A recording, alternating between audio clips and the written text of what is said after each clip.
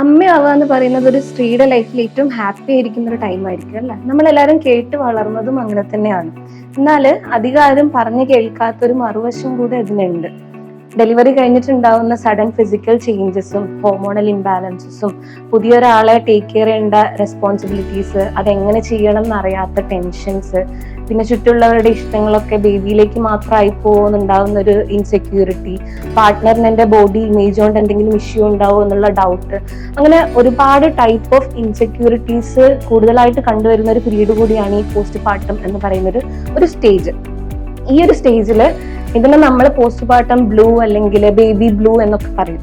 പാർട്ട്ണറിന്റെ ഒരു ഹെൽപ്പോട് കൂടെ വളരെ ഈസി ആയിട്ട് നമുക്ക് ഈ ഒരു സ്റ്റേജ് കടന്നു പോവാം. എന്നാൽ ചില ആളുകൾക്ക് ഇത് കുറച്ചുകൂടെ സിവിയർ ആയിട്ട് ഡീപ്പായിട്ട് ഒരു പോസ്റ്റ് പാർട്ടം ഡിപ്രഷൻ എന്ന് പറഞ്ഞൊരു സ്റ്റേജിലേക്ക് കടന്നു പോകാറുണ്ട്. അപ്പം ഈ ഒരു സ്റ്റേജിൽ തീർച്ചയായിട്ടും ഒരു പ്രൊഫഷണലിന്റെ ഹെൽപ്പോട് കൂടി മാത്രമേ നമുക്കിത് ഓവർകം ചെയ്തെടുക്കാൻ പറ്റുള്ളൂ.